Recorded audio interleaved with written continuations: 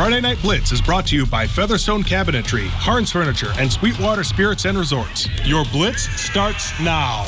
And we are back. It's week 6 of the Friday Night Blitz. I'm Griffin Stroyan. That is Nate Myhawk. And believe it or not, we are more than halfway done with the high school football season. It feels like you blink and you miss it. This season has flown by, but do you hear that, Griffin? Oh, I hear it. That's the sound of the night because we had the bell game taking place.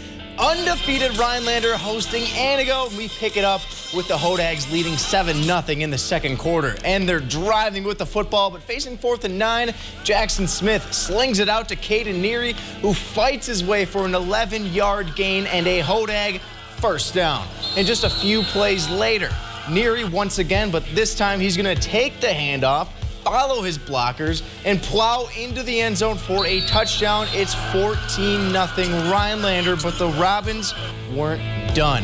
Ben Beatty taking the handoff, going up the middle. He turns on the Jets, and watch this stiff arm. Picks up 33 yards on the run, all the way down to the Hodag 25.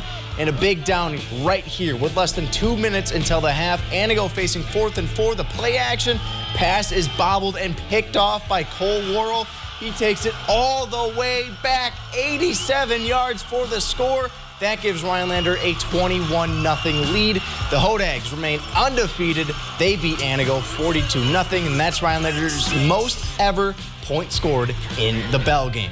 And keeping with the GNC, MOSINEE also on top of the conference, taking on Lakeland. MOSINEE up by 13 in the second half, trying to keep the T-Birds quiet on offense. This pass looks to be complete, but would you like a side of fries or chips with that sandwich? Davin Stoffel and Barnes Bunkelman meet up to jar that ball loose. That forces a T-Bird punt, and on that ensuing kick, Keegan Jersley making them pay, fielding the punt, reversing the field, and gets around the cover team, taking this ball all the way inside the 10, and just 2 plays later, is that Trevor Garski or Kyler Murray calling his own number for the touchdown, and MOSINEE sets up a huge matchup against Rhinelander next week with a 27-12 win. Well, the rain sure cleared up before this game. Marshfield, Wausau West left us with a beautiful sunset first quarter. The rain's still affecting the Tigers, though, on offense. The ball is wet. Quarterback can't handle the snap. And a group of Warriors are going to bring him down for a loss of 5. But Trevor Fummel wouldn't let that bad play stop him. On 3rd and long, he's going to step up in the pocket. He's going to tuck it and run it over defenders for the first down. The drive would stall, though, in the Warriors' red zone. 4th and 1. This play is blown up by Davion Gillespie. The West defense was just too much to handle in this ball game. They go on to win 18-3.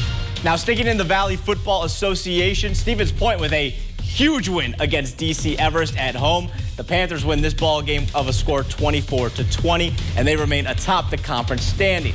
Marshfield's neighbors, the Stratford Tigers, had a tough game against Wittenberg-Burnhamwood. A tough day to be a Tiger in Wisconsin. Stratford falls in this one 8-6. And then in Hayward, the Medford Raiders roll over the Hurricanes 30-20 to keep their GNC title hopes alive. Now, when we come back from break, we're going to check in with the Merrillwood and Northern Lakes Conference, including a big battle on the border. But first, Griffin, I got to ask you a question. Do you remember our bet from Monday night? I do, unfortunately. Well, of course, if you forgot, Packers win, I would have to give Griffin a gift. Of course, I am a Packer fan, born and raised, and I figured you could have this gift from me. It is a Packers bobblehead. So I'm gonna give this to you. You can do what you want. Don't mind the damage, all right? Bobblehead? And also, I'm thinking I could maybe get a nice loud "Go Pack Go" from you. I'll take the gift. I don't know if I'm saying that though. All right, but we got more Blitz coming up after the break.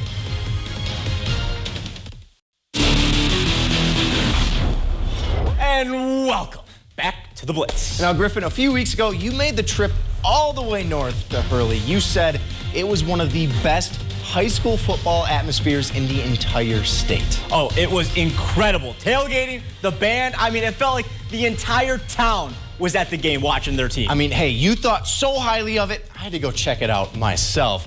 And the North Stars took on the EDGAR Wildcats, a huge battle up near the border, and the defenses were the stars to open this game. HURLEY keeping the ball on the ground, but they run right into the teeth of that EDGAR defense. That's a loss on the play, but on the very next EDGAR drive, they're going to go with the quarterback keeper. But here comes Tony Cummings, lays the wood, and EDGAR forced to punt, and then HURLEY would go on a long drive. Here's Derek Rancinisi taking the pitch, barreling his way through the defense. That helps keep the drive moving. But on 4th and goal, HURLEY going to the air. This pass knocked away by Ashton Schuett. And what a game this was. HURLEY holds off a 2-point conversion in overtime to win. The final score 22-20. In Marathon, the Red Raiders hosting the Colby Hornets. This was a tough day for Marathon. Down 35-0 heading into halftime. But they would start the second play off with a big one. Opening kickoff is returned by Nathan Hankey for a good solid amount of yards. But the Red Raiders would have to punt. Hornets take over, and they're marching down the field. Design quarterback keeper Tucker Meyer is following his convoy. Hornets are moving, and they are now in Marathon territory. A few plays later, it's 4th and 10. Play action pass for Meyer. It's a wobbler, but she gets the job done. Breaking Laters hauls it in for the score. Colby wins this game big, 42-0. And before we wrap up our high school coverage tonight, here's a few other games in our area. In 8-man football, Newman Catholic goes on the road. They drop Greenwood by a final of 21-12. And then in White Lake, Three Lakes dominates in the Battle of the Lakes. Blue Jays win 54-6. And finally, in Auburndale, Abbotsford falls short. They get blanked 21-0.